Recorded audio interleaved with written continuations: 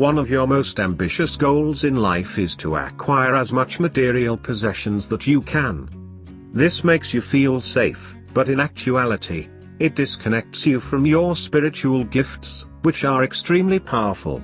There seems to always be an inner conflict between the material and the spiritual, and this struggle can affect your personal relationships, whether it's family, friends or an intimate partner.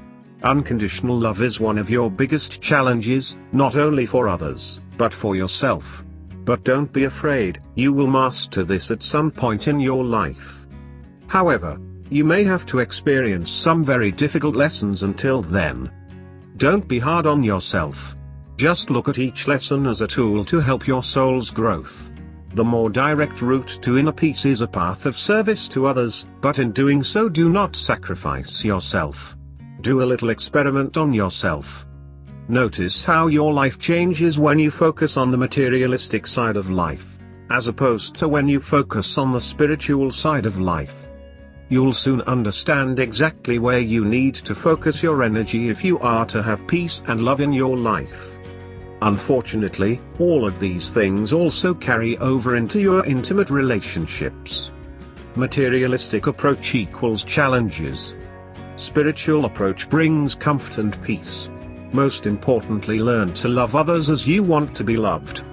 It's a hard thing to learn sometimes, but you are powerful enough to master it. Believe in yourself. Learn to let others be who they need to be.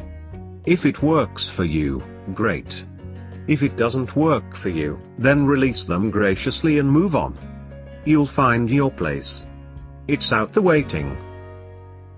Your mind is very keen and well equipped at dissecting anything related to philosophy, religion or spirituality. In fact, these subjects truly fascinate you. You possess a tremendous amount of intuition and should participate in exercises such as yoga, meditation, anything metaphysical. You're very connected to those realms, and it's here that you discover your faith. As far as your career goes, your interests are usually technical, metaphysical or scientific. You normally prefer to work alone, without any distractions, so you can see your projects through to the very end.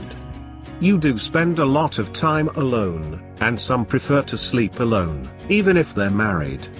There is something about sharing a bed with someone that is very intrusive on an energetic level.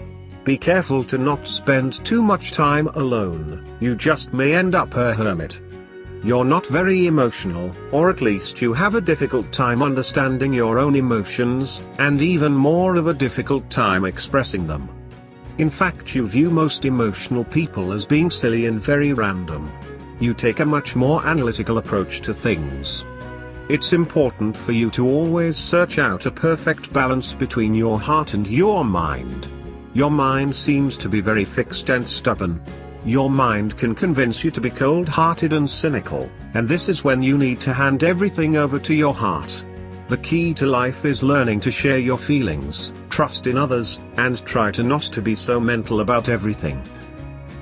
Since you were born under the astrological sign of Aries, you can be energetic, enthusiastic, inspiring, curious, spontaneous, a leader, selfless, direct, helpful, a risk-taker, strong-willed, optimistic, courageous, stimulating, confident, assertive, persevering, and independent, but you can also be impatient, impulsive, headstrong, impetuous, restless, bossy, brash, foolhardy, easily offended, quick-tempered, lustful, self-centered and quirky.